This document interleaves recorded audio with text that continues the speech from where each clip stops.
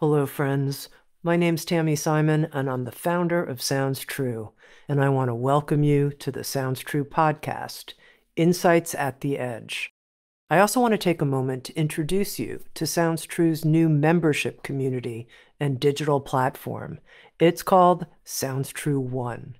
Sounds True One features original, premium, transformational docuseries, community events, classes to start your day and relax in the evening, special weekly live shows, including a video version of Insights at the Edge with an after-show community question and answer session with featured guests. I hope you'll come join us, explore, come have fun with us, and connect with others. You can learn more at join.soundstrue.com. I also want to take a moment and introduce you to the Sounds True Foundation, our nonprofit that creates equitable access to transformational tools and teachings. You can learn more at soundstruefoundation.org. And in advance, thank you for your support.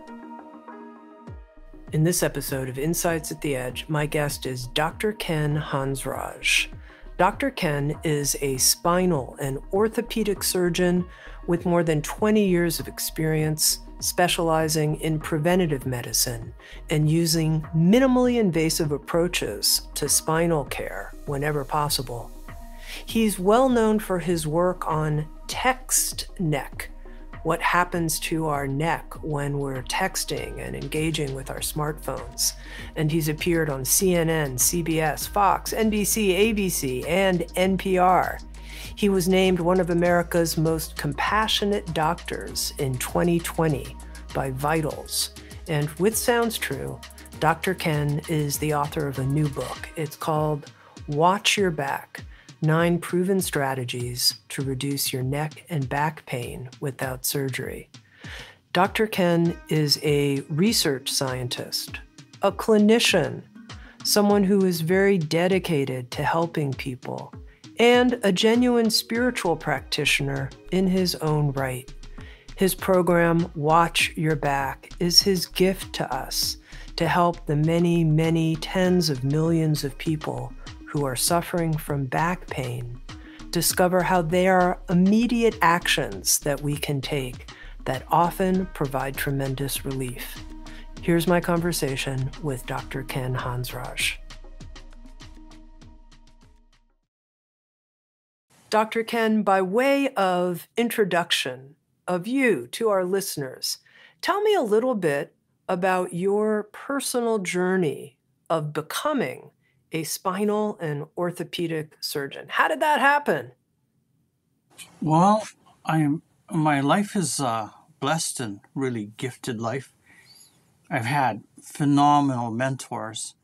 And so I worked with, for example, Chitranjan Ranawat, who invented the knee replacement for mankind. And I worked very closely with him. And when I did knees and hips, I realized it's all been figured out. And I wanted a challenge, so I went to the spine. And so I chose the spine for myself and for self-discovery. I'm curious, right here at the beginning, how you see the spine. You call it the Tower of Power, and I thought that's interesting. Get me behind your eyes, how you look at the spine and the neck, both, and their connection. The spine, the back, the mid-back, the neck. It's so as surgeons, we would typically look at it physically and structurally, but at every moment, I'm fully aware that the spine has emotional, has connections to divinity, has power and energy that's just not defined. And so when we fix a spine, we fix many parts of a person's life. It's energetic, it's beautiful. Now, it's interesting. I wasn't expecting you to say connected to divinity. How do you see the spine connected to our divinity? So when I was in my 40s, I did a lot of self-exploration and trying to be a better me.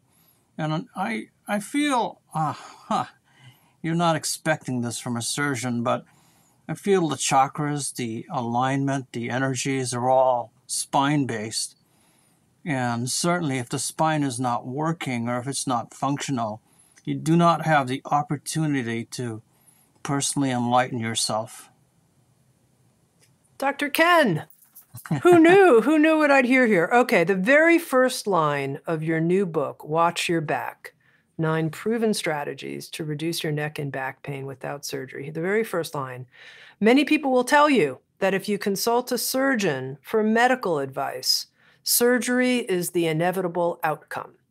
And yet you continue to say that you've seen approximately 40,000 patients and 10% or so have had surgery, which means 90% haven't had surgery. So how did you come to the view that even though people were coming to you, I'm coming to you because you're a surgeon, an orthopedic surgeon, but back surgery is not necessarily what 90% of the people need. How did you come to that perspective? Oh, that's just plain good medicine. The vast majority of people do not, Tami, require surgery. So if you came to me and your neck is hurting and your back is hurting, you're not just 90% not requiring surgery. You're probably 99% not requiring surgery. And then I'm started to realize that my results are not necessarily just surgery. And even when patients have surgery, there are all of these strategies that we can help them even further to get good results and better results. Now, your book puts together these 9 proven strategies. How did you come up with these 9 approaches? What was your method for doing that? So in 2012, I stopped a 5-year study and published a book, Keys to an Amazing Life. Now, I'd worked with great academic surgeons, really amazing, great. And in my earlier life, I did amazing, great, if I may say so myself. For example, I did 10 survivorship studies, which are highest level mathematical studies of surgeries. And then I stopped. I wanted something more. I want my books, my studies are sitting in the libraries globally, and they're really not giving contribution. They're not worthless, but they're not helpful in my opinion. And so I wanted to help people, regular people. And so I started down the path of helping people. How would I help this person, myself, and how would I help others? So I started exploring. That's when you started exploring, but then how did you come up with these 9 different approaches that is your Watch Your Back program? So from reading, from attending courses, from reading a lot, from doing my own personal developments. And so it's the practice. It's the practice of seeing thousands of patients, and you get to try this and try that and do this and do that, and you see what works. And over a few decades, I really honed it in. And then scientifically, we stumbled on a study. So I was working with Richard Rubenstein and Shea Pantano, and so we started simply, right? This is really now our contribution to these 9 strategies that are scientific. So we decided, we looked up what is the weight of a head. And so the weight of a head is 10 to 12 pounds. And when we figured out the weight of a head, I did an amazing study, which became the TexNeck study, which is a finite element study, which is really the kind of mathematics you use to define or make a space rocket. And we found out when the head is straight up, it weighs 10 pounds. As you lean forward 15 degrees, 27 pounds, 30 degrees, 45 pounds, and 60 degrees, 60 pounds. And so when media found the study went on almost, if not every television channel on the planet and every single newspaper on the planet. And so you asked a really deep question. So we did this finite study. And so I'm at this point in my life, I'm not a serious academic surgeon. And I was really happy to get the media and thinking I'm helping people too. But something amazing happened, which was sort of tough when it was happening. Almost every country restudied the study, and we're saying, oh my goodness, are we really scientists? I'm happy to tell you that we got validated, and we realized we had a strong model, and we did 9 other studies. And so it's a personal discovery, to answer your question. And then we stumbled upon, or we developed to having finite element study to help people, starting with your neck, how to protect your neck by being in good posture. Now, text neck, this means you're studying what's happening to the neck when we're texting on our phone. And I presume that also means when we're texting, or even when we're deeply engaged and looking at our social media feed or reading the news, or all the things we're doing when we're bent over looking at our phone. So many of us spend hours a day doing that. What's the solution? How am I supposed to be on my phone and have proper supportive posture for my neck and back? The solution really starts with, I'm sure at some point you may want to talk about our meditations, but in Watch Your Back, we talk about mini meditations, which is really a flash of awareness, right? First, the person needs that flash of awareness.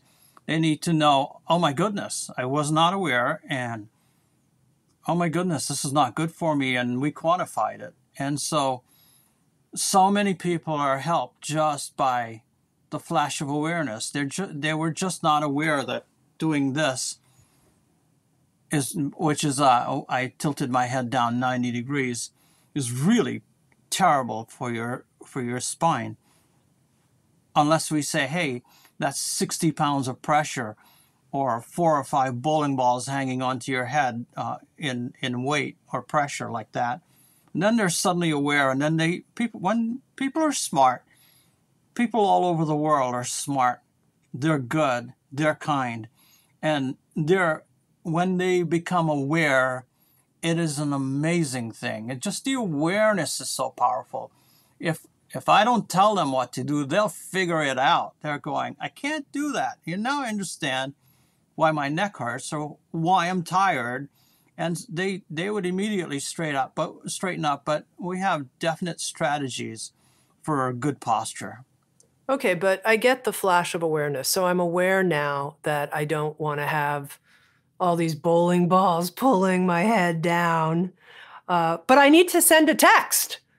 What am I going to, I have several things I need to do on my phone, want to do on my phone. How do I do that and keep my head upright? So then this becomes, the question is, how do you embrace proper posture when you're texting or when you're using your smart devices? And so proper posture is, first of all, it's really, really gentle, right? If you do proper posture like a British soldier who was defending the Queen when she was alive, then you're stiff and you're rigid, and that in itself is painful. So proper posture, this awareness, this knowledge, it's something gentle. It's something really beautiful. There's nothing stiff about it. So proper posture is your ears above your shoulder. And the quickest way to do that is, imagine having a string from your head is pulling you up gently. And when you pull straight up, you now are approaching being straight in the spine, or what's called a neutral spine. And then when you're straightened and you're elevated and your head is up and your joints are elongated, you're feeling better already. So proper posture is head straight up and your shoulders open, right? So at all times when you're embracing good posture, you want to have your shoulders open, or your angel wings in the back of your chest contracted. And so you want to have your head straight up, your angel wings contracted, but not stiff, not in a stiff way. So then when you have your smart device, you can either lift it up in front of you It doesn't have to be exactly in front of your eyes because you do have eyeballs. And I was on an interview with the great guru Sri Sri Ravi Shankar, where he pointed out to me, he goes, just move your eyeballs. It was an amazing, beautiful attachment to my message. And he pointed out that you could look down a bit or you could look up a bit, but you don't have to have your device straight in front of you, but you always, always watch where your head is in space. Now, Dr. Ken, you write that posture, having good posture or bad posture, as the case may be, is the primary cause of back pain. That bad posture is the primary cause of back pain. So I want to go into this a little bit more because you also write that back pain is the leading disability worldwide that people suffer from. I mean, I didn't know until I read your book how pervasive back pain is. I don't know if you want to share some of the statistics, but I was floored by it, to be honest with you. Here's some facts, starting with the Bill and Melinda Gates global burden of disability study. Back pain is number 1, and neck pain is number 4. Every day, 577 million people around the planet, 7% of us have back pain, with causing disability, and 290 million, or 4% of us, are suffering with neck pain, for a total of 867 million people suffering at any one time. Yeah, amazing statistics if we haven't been aware of that. And back to the notion of posture being the primary cause of back pain, you mentioned that we can visualize a string at the top of our head, and I want to make sure I understand this properly. Where does the string touch our head? Is it right in the center of our head? Is it back more a little bit towards that like soft spot where the sutures come together? Where's the string pulling up from? Oh, that's an amazing question. So, gosh, I have not thought about that. It's a string that goes, I'm thinking the center to the back of the skull, just pulling you straight up. It's more of a metaphor than an actual string. Okay, of course. And I get the metaphor of the angel wings being tucked back too and kind of opening my shoulders. The part that isn't as clear to me is like when I do this, I do start to feel a little quote unquote stiff, a little like I'm trying to have good posture or something. Where does the relaxation come in? How do you help your patients introduce that softening quality? So I created a stretch called, medically it's called a supination external rotation stretch. But so if you drop your hands to your side and you turn your palms forward as though you're going for soup, that's supination. And when you turn your palms forward, you'll see it's easy to get into the position of externally rotating or opening up the chest or closing the angel wings or the scapula. And so, first of all, there's the awareness, and then there's the attempt to do it. And even though I've spent so much time thinking about posture, when I go running, and I run fairly slow, and I'm running maybe 5 miles, 7 miles, 10 miles, I start to slouch, and then my hands start talking to me. My hands supinate, and then I come back up. It's been the best reminder possible. We're never going to really be straight and shoulders open at all time. It becomes an awareness and a practice, and a reminder to keep it loose, keep it gentle, keep it pain-free, keep it fun. It's not rigid. Otherwise, we would crazy glue your scapula together or something like that. It's just a new way of thinking that really, when you embrace it, you have less pain and you feel better and you're doing more. And so then you quickly go back to it. It's easy to catch on to. Okay, now I'm thinking of people who are chronically suffering from severe back pain. And they're like, yeah, I'm glad you're talking about posture. You know, next you're going to talk about stress. And I need surgery. Like I have this kind of physiological problem. And, you know, please don't tell me this is just a question of posture and stress and emotions and things like that. Come on. And so I'm curious, the 10% of people who did have surgery under your care, what ended up being their challenges specifically? Like, oh, that's when surgery is actually needed. So when you ask this question, what pops into my mind is it's a bit scientific, but it really generates the answer for you. So if you have degenerative disc disease, which is wear and tear of the disc spaces, sometimes it's tender. So at all times in the annulus, you have tears that are called annular tears. So at all times you have this defect. But sometimes the interface is hot, and sometimes the interface is cold. And so sometimes you have the same tears, and it causes no pain at all. And so sometimes when you're bending, lifting, twisting, reaching, stressing, then it's like squeezing lemons at the interface of the disc space, and the disc space squeezes out inflammatory mediators, inflammatory chemicals, and they cause pain. So you can have problems, you can have defects, and have cool interfaces, and you can have defects. And if you're bending, lifting, twisting, reaching aggressively, like if you're a water delivery guy delivering 2 tons of water a day, then you're really stressing those defects, and the defects become hot, and you're more likely for surgery. But some people, right, that need surgery, some people have a large herniated disc, some mechanical obstruction in the canal, or they have spinal stenosis. And so then we clean it up, or sometimes there's a spondylolisthesis, which is a shifting of the spine. And so we stabilize that segment. And then when we're done, and we start again, we say, hey, avoid bending, lifting, twisting, reaching, take long hot showers, embrace deep breathing, embrace good posture. Again, we start. It helps. These strategies help the people who have had surgeries as well.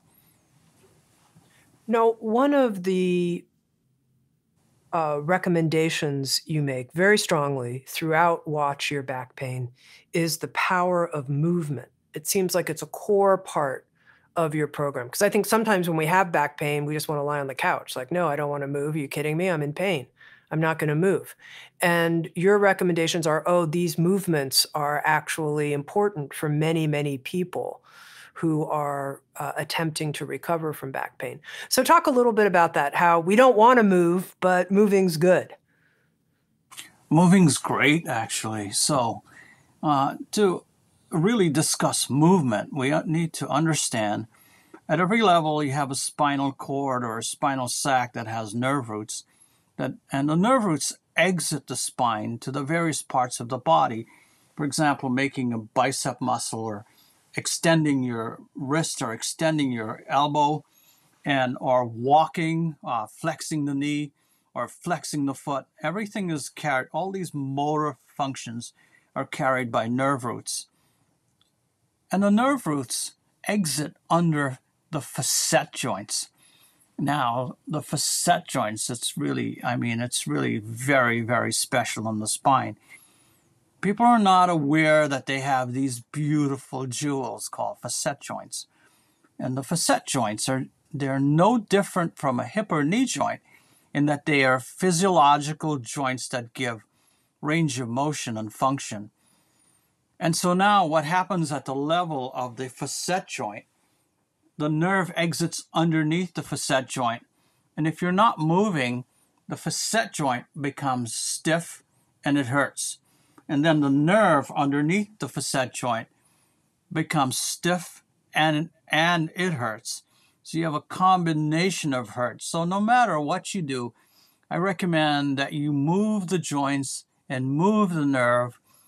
As simple as walking or swimming or stationary biking, or just if you can't do those, then you can just do flexion extension of the neck or of the back. And I'm sure we'll get to deep belly breathing, which also moves the joints and the nerves. But movement is great because You move the spine joints. They're jewels. They're amazing. Wawrinka, the great tennis player, if you watch him carefully, he winds up his joints. He goes all the way back, and then he serves, and he gets amazing 135-mile-per-hour serves because he's using and he understands the power of the facet joint in sports. But as regular people, we need to move those joints because otherwise they become stiff and painful, and move those joints. Otherwise, the nerves underneath become stiff and tender, causing then pain in the nerve running down the leg or running down the arm. For a healthy spine, how much movement is needed? So, wow. Again, there are so many different levels of healthy spine. I mean, we talked about Wawrinka a moment ago, and he physiologically uses the spine in a very unusual way to wind up and crank his serves, which is amazing. But most of the patients and most Americans and Canadians and world citizens are just not aware they have these beautiful jewels called facet joints. They're not aware that they need to move it. And so I think, for a regular person, we need to move our joints every day. The athletes will find their way to super physiologically enhance their movement and force and stresses they can exert on a tennis ball by other techniques. But certainly we need to do our exercises like flexion, extension, looking left, looking right, bending, things like that to enhance our movement. What do you think of the whole notion people say that, sitting is the new smoking? And, I'm thinking for someone like myself who I basically work at a desk all day, I'm typing, I'm in meetings, I'm talking on the phone. My job is to sit in front of my computer and work all day. And then I could have, sitting disease, as it's called. What's your view of that? I'm so glad you brought the topic up because it brings up another topic great, near and dear to my heart. So one of the things I have not done as of yet, and I want to do it, is a bit of gratitude. So I'm thankful to you and your company to move ahead with our project, and we're hoping to help the world. I'm thankful to my dear friend Richard Rubenstein, who's always guided me. I'm thankful to Diane Reverend. If you listen to me carefully, I'm a mathematician and an application specialist and finding ways mathematically and so on. I wrote a book on the wall that's my best friends say, yeah, it's a good technical manual, and I thought it was at the level for the general public.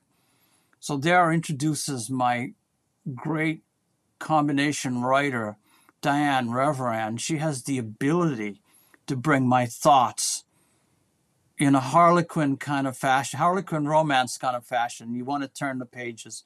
So thank you, Diane.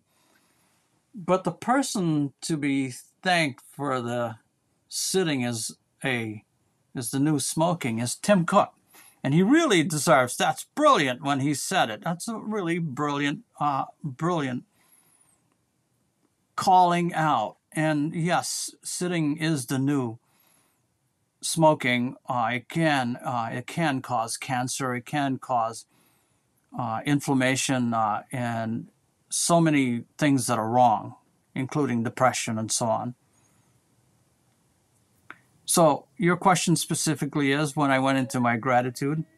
My question about sitting being the new smoking, as somebody who sits for a living, what are your suggestions so that I can be healthy and do my work?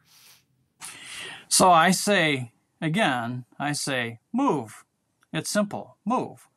And so in Watch Your Back, we have 20 stretches that you can move while you're sitting. So very fondly, I refer to my beautiful patients as my lazy Americans. So if you say, hey, look, I'm not getting up to move, there are 20 stretches that we listed that you can do while you're sitting, flexion, extension, cat-cow, for example. But certainly every hour you should get up and move 2 to 5 minutes. That's a lot, 2 to 5 minutes every hour. That's a lot. It's at Apple, I believe, I think at about 10 of the hour, alarms go off and everybody gets up and moves. Now, Dr. Ken, you mentioned belly breathing previously, and in Watch Your Back, you actually write that you do belly breathing something like 100 times a day. That's just part of your day. So tell us what it is, teach us how you do belly breathing, and what are the benefits? So deep belly breathing is an amazing, amazing augmentation of the spine. So the benefits are profound and tremendous. So deep belly breathing is the ability to breathe deeply in through your nose to the point of where your belly goes up. And when your belly goes up, well then, by a physiological definition, your lungs come all the way down.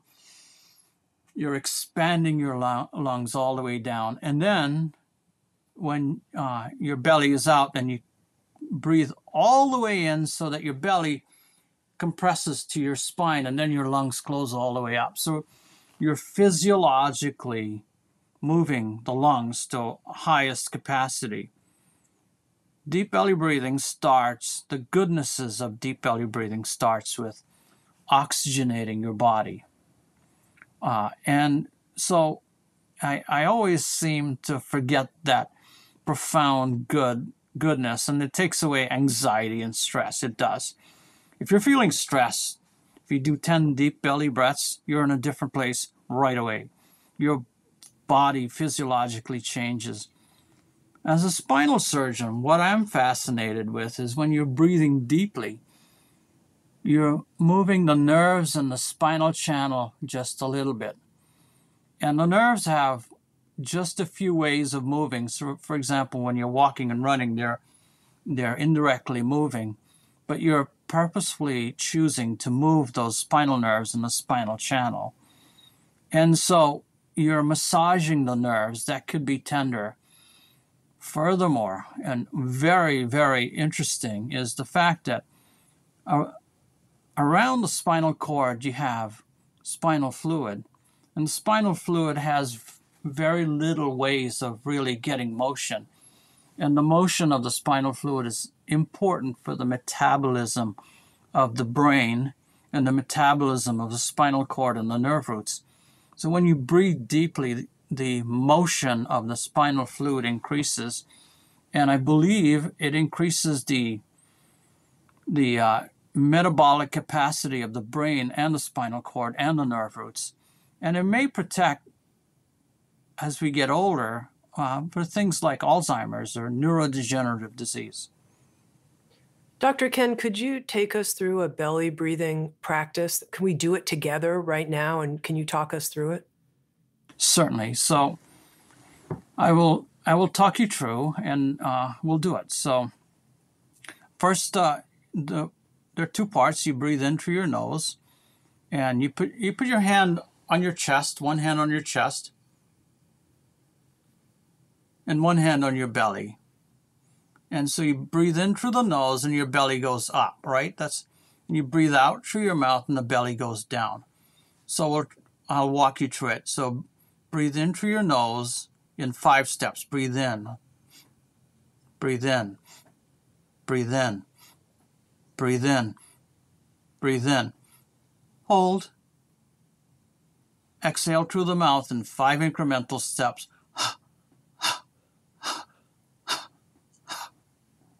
So it's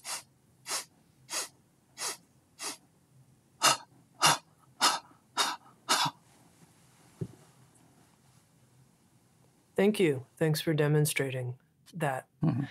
Now, as someone who has suffered from back pain off and on in my life, I'm going to say something that I'm sure you've heard your clients say, and I'm curious if you can offer an explanation, which is there have been times when I really am suffering from quite a bit of pain, quite a bit. Like, oh my God, I'm thinking to myself, I don't know, something must be really out of sync, out of alignment. This is terrible. And then I do exercises for maybe just like 2 days, 3 days. I do a set of exercises and breathing and different things, and the pain's gone. And I'm like, what is this pain that can be so real, so terrible, so debilitating, and then transient? It's gone. It's gone in a few days. And I think, it wasn't in my head. It was very real. It was real pain. What's your explanation of that, particularly around back and neck pain? One of the great things here, I'm selling my book. One of the great things of my book is I tell 25 stories, and I think it's story number 1 or 2, where we tell Jack's story. And you're describing really what's the common most affliction to the spine. And so if you're sitting at a desk or you're in a stress position for a few days, again, the spine joints get stuck, and they can become really tender, really painful, a real big deal emergency. And then you unwind, you get off the desk, you start to move, you take a long hot shower, you do flexion, you do extension, and the joints release. And they're very forgiving, and they come back to pain-free very fast. And I think it's just that simple. It's amazing. I think that's where your Watch Your Back program can really provide relief for so many people if they try these breathing exercises and the stretching exercises that you recommend. One question I have for you has to do with aging and the health of our spine and how you see that. And is it just like, look, you need to do these exercises your whole life, Tami? Like, it's not like you do them and then put them down and go back. No, it's a lifelong program because as you age, it's going to become even more important. So how do you see that? So, Tami, it's we define beautifully in an image of how the spine ages over time. And so from 30 and 45 and 65 or so, the spine doesn't really deform is a correct word. You don't have big hunches or big belly hunches.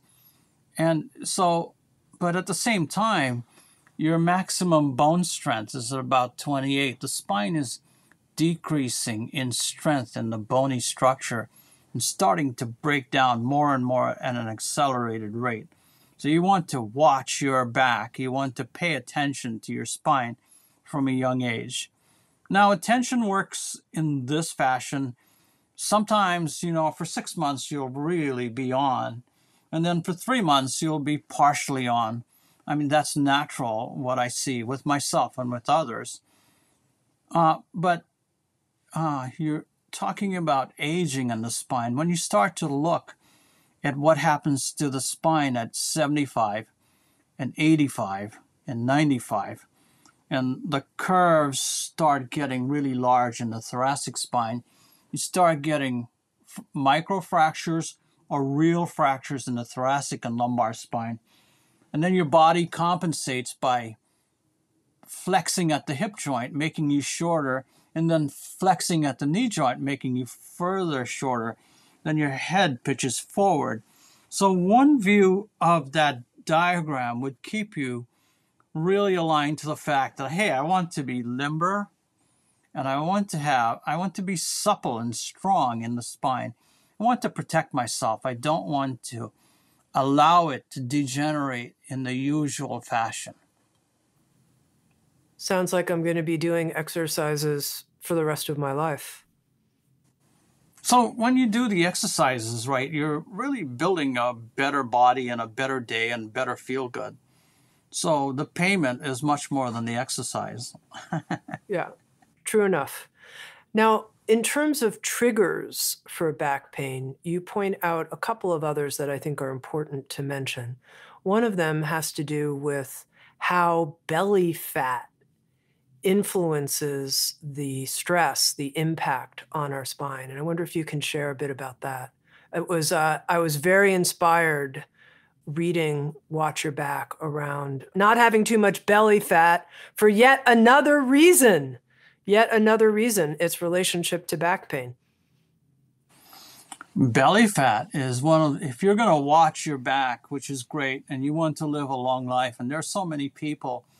For example, my super coach, Dan Sullivan in Toronto, took an oath to live to 156. There are people that are saying, hey, I'm going to live over 100 with a good mind and body. Then you have to watch your back. And certainly you have to watch belly fat. And so belly fat is a harbinger of everything bad, including, you know, it's not as beautiful, but you have an increased risk of heart problems and hypertension and diabetes and heart attack but also cancers. You have an increased risk of cancer, and also, if that's not enough, you have an increased risk of metastatic cancer. So it's just a bad item to have. Now, a quick story about my study. So we had developed the model, and it was battle tested globally.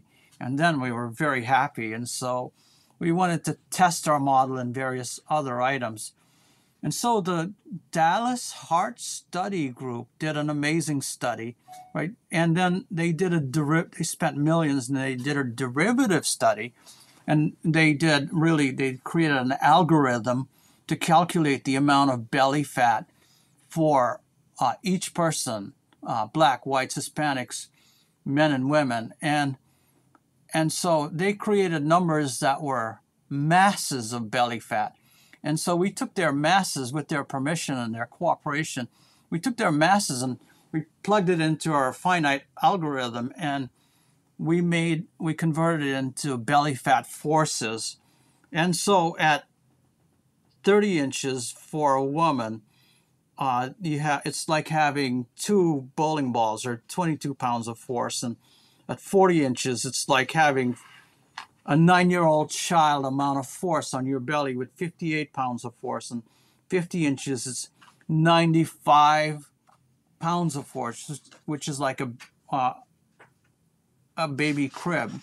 I mean, so the numbers are tremendous in terms of the forces that are generated to the spine. What does that mean, forces on the spine? So if I took, the most common denominator is bowling balls. So if I took a bowling ball and loaded it onto your spine, then it would exert 12, or depending on the weight of the bowling ball, 12 or 15 pounds. And so the bigger your waist circumference gets, the more belly mass you have, and the belly mass exerts a certain amount of force to the spine. And that's what I mean. How much force, though, is my spine designed to be able to happily handle? Like, hey, you know, I'm a tower of power. I got this. To what degree? I pray a lot. I really do. I don't have responses as to the pattern that says, I want my people to have 25 pounds of force. I'm being funny with your question. I don't have a divine answer but I do know that we can quantify the forces. And I mean, the forces at 25 inches, it's just 4.9 pounds of force for a woman on the average, and 2.8 pounds of force for a man on the average. While at 50 inches on a man, it's about 65 pounds of force, which is a lot, or 58 hardcover books. But how much can we tolerate? Gosh, I really honestly don't have an answer for that. But I know less is better. Sure. Now, one aspect of your Watch Your Back program, in terms of looking at what can trigger back pain, that got my attention had to do with wearing a backpack, and that it's not necessarily a good impact on the spine to wear a backpack. And I thought, well, I've heard that having a purse that goes to one side isn't good either. And then I thought, well, how am I supposed to carry my stuff around? Dr. Ken, how am I supposed to carry my phone, which I need to, bring my head forward and look at? No, I mean, keep my head straight, but look at regularly. I have my phone, my wallet, my keys. Where am I supposed to put all this stuff? So, Tammy, that's another great question, an exploration that we did. So we asked the question, if you put a book in the backpack, how much does it weigh to the spine in forces? So every book you put in a backpack weighs 7 times to the spine. Whoa. And then when you lean forward 20 degrees, then it weighs 12 times to the spine. And so when we broke the study, CBS News sent in Tom, I'm blanking on his last name, and he interviewed a young girl that we worked with and got her stabilized and carrying more and properly and so on. And, it's a big problem because, and especially like the young kids, if you have a child or a grandchild 6 years old or 10 years old, all of a sudden you're saying, hey, where are you going with 50 pounds on your back? Like that, it's easy to see that. And so CBS News did a separate assessment of all of the studies that said, hey, what is a safe number? Our study said, hey, when you put a book in a backpack, it's 7 times to the spine. And when you lean forward 20 degrees, it's 12 times. But CBS consolidated the studies, and they found that a safe number is 10% of your body weight. I'm crediting them appropriately. They did that work. And so 10% of your body weight. And that's not a lot if you think about it. What is your recommendation, though, besides not having too much weight that you're carrying, for the best tool to carry your stuff? Like, what is it? Is it like a fanny pack? Is that the best approach? Like, what's the best method here for carrying stuff? The method I use daily is a rolling, a bag that rolls. Oh, Yeah, it's like a small suitcasey kind of thing, very small, but that has wheels on it that you're... exactly. Interesting. And the companies, they compete now to give you the most comfortable wheels so you don't feel there's frictionless as you roll along. And they're better and better bags and better wheels. But certainly, I just sat down yesterday with a dear patient of mine. I sat down with her. I did her L5. I fixed it with kyphoplasty, and she is essentially pain-free, and she's very happy. She's getting ready to go to Saudi Arabia for a religious trip. And so I worked with her. I said, even though you're out of pain in the lower back, you have a fractured area that we fixed. And so I want you to know that you do not load up and carry a lot of stresses. And I pointed out the backpack study to her. And also, it really begs the question, what do you really need to carry in a backpack that is so important and so heavy all the time? And it begs the question of really looking at, if you're hoarding in a backpack, there are consequences to the spine. Sure, it all makes sense. I think of times when I was younger, when I actually went backpacking and carried, 80 pounds or 50 pounds or some, I had a sleeping bag and a tent and camping tools and all of that. What do you think? Do you think like that's just a sport that's going to, or an activity that's going to be proven not to be good for us? Or no, there are healthy ways to do it?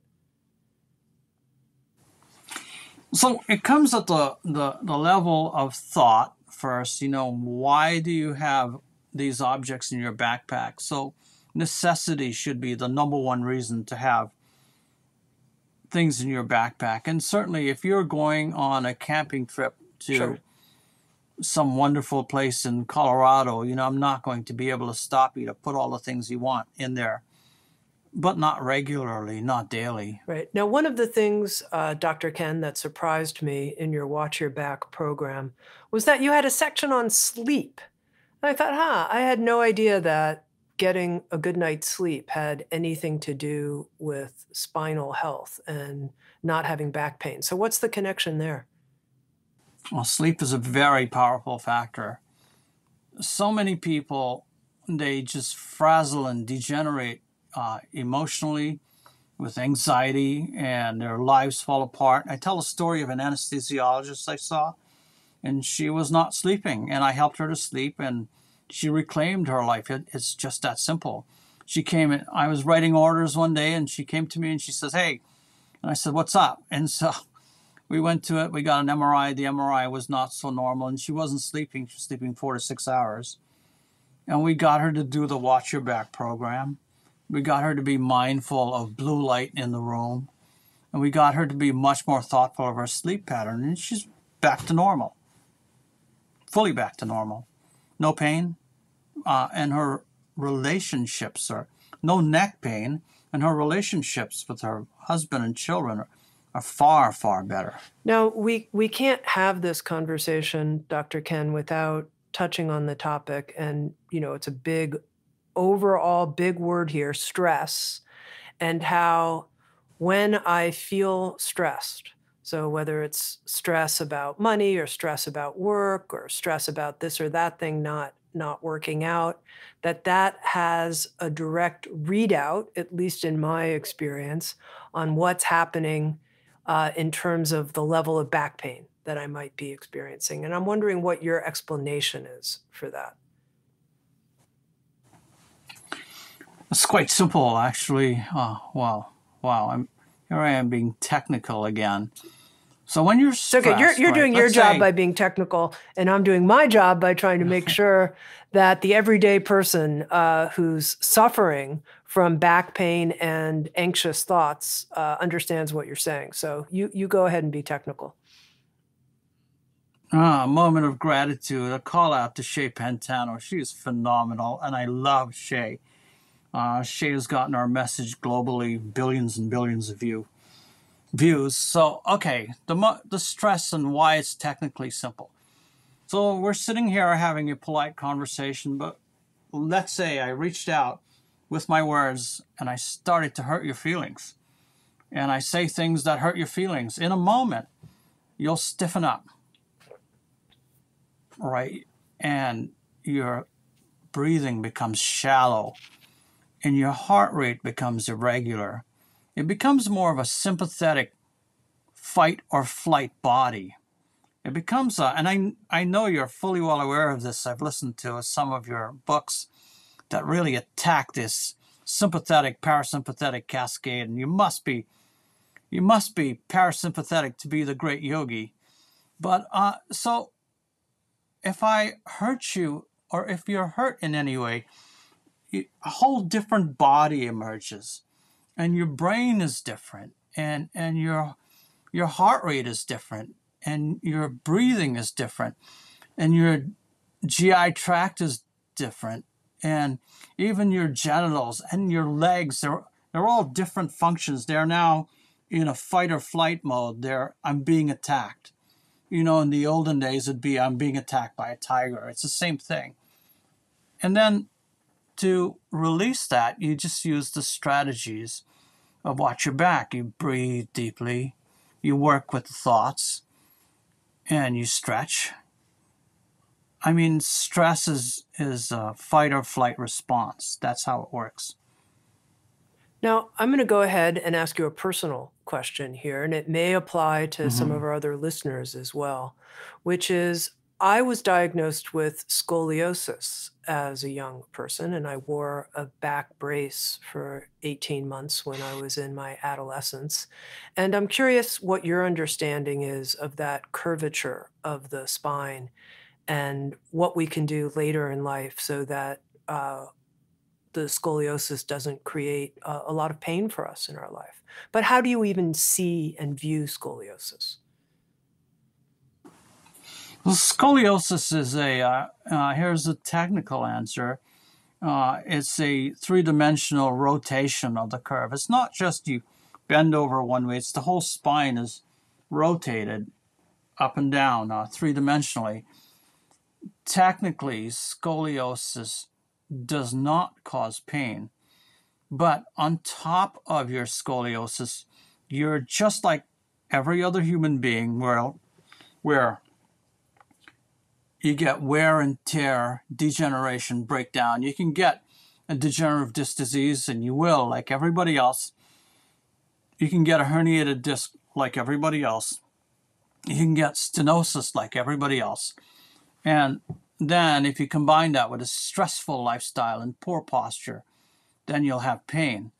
But the scoliosis is not fully a red herring, but scoliosis in itself will not cause you pain most of the time.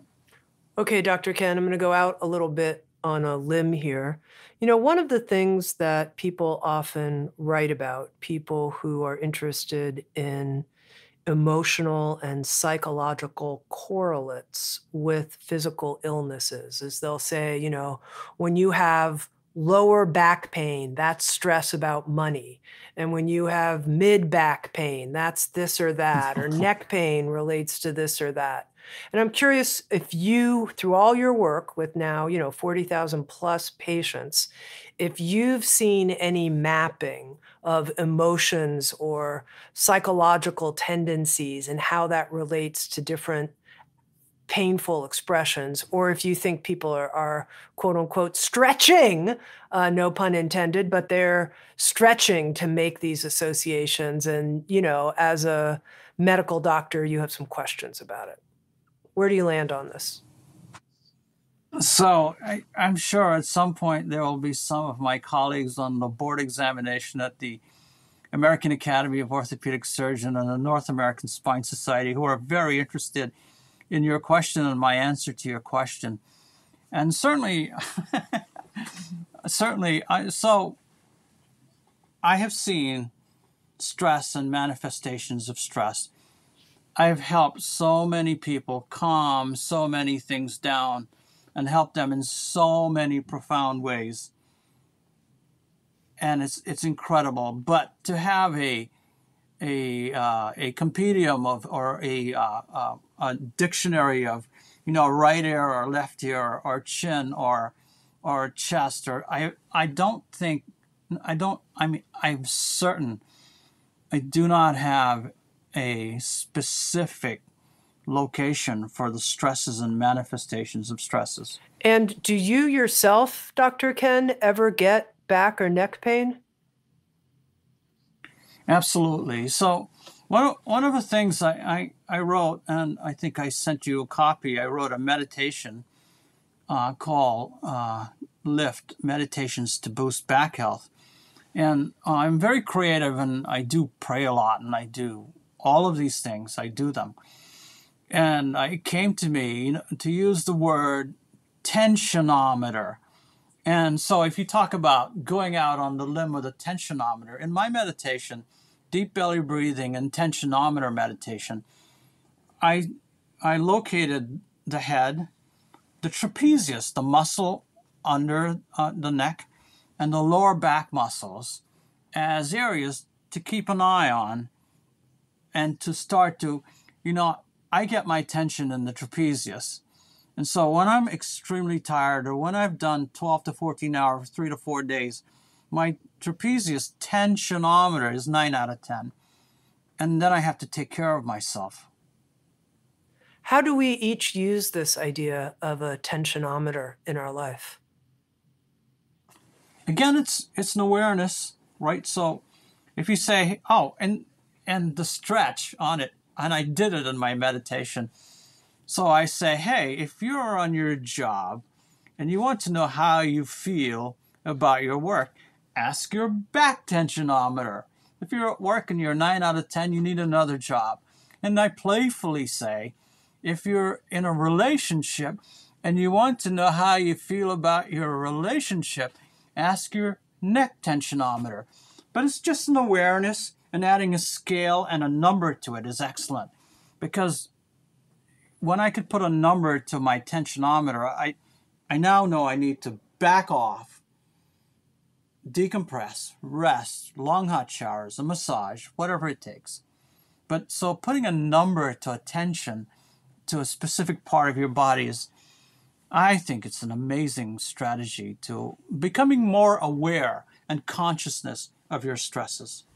All right. Finally, Dr. Ken, you've created the Watch Your Back program, and now with Sounds True, you've published the Watch Your Back book, 9 proven strategies to reduce your neck and back pain without surgery. What do you hope people will get out of the program, the Watch Your Back program? So I have tremendous ambition, and bizarrely, I've had this ambition to help people globally, and we have. And so one of the thoughts is, with Shay and Richard, we calculated our studies have helped the world to keep their heads up. And if the world keeps their heads up just 15 degrees because they're subconsciously aware that you should keep your head up, then we're saving the world 21 trillion pounds of force off their necks per year. And it's amazing. We believe we're going to heaven for it. We believe we've done a really big good. And my book is just a combination of strategies that we pray that we will help so many people. We want to do a major big good with Watch Your Back. Okay, well, I am going to have to ask you one final question after the final question, because we started and you said that our spine is a connection with divinity. And a couple of times you've mentioned praying yourself. And so I'd like to have a deeper understanding of how you experience the divine and what it is you're praying for or to. Bring me into the world, the divine world of Dr. Ken for a moment. So I'm really humble. Honestly, I am. So I would say I'm not the guy to ask the question, but it won't be the truth. I just, like everybody else that aspires to find divinity, I know that when I'm deeply rested, I know that when I'm deeply meditative, I know that when I'm on the back roads running and meditating and contemplating, I'm able to find divine flashes of tremendous beauty right next to me. And that's good enough for me. I'm no better than anybody else, but that's what I've achieved so far. I've been speaking with Dr. Ken Hansraj. He's the author of the new book, Watch Your Back, 9 Proven Strategies to Reduce Your Neck and Back Pain Without Surgery. The book contains a whole 9-part program and many, many exercises. And there are images and pictures of how you do the exercises for different forms of stretching. And, I'm looking through it here, the hamstring stretch with the towel, the bridge, the Superman posture, stretches that you can do in water, the seated leg raiser, and more. There's a whole section on nutrition to help reduce back pain. I'm looking at now pictures of neck rotations. This is a book I'm going to keep and use. So thank you, Dr. Ken Hansraj. Watch Your Back. Thank you too, Tami. And if you'd like to watch Insights at the Edge on video and participate in after-the-show Q&A conversations with featured presenters and have the chance to ask your questions, come join us on Sounds True 1, a new membership community that features premium shows, live classes, and community events. Let's learn and grow together. Come join us at join.soundstrue.com. Sounds True, waking up the world.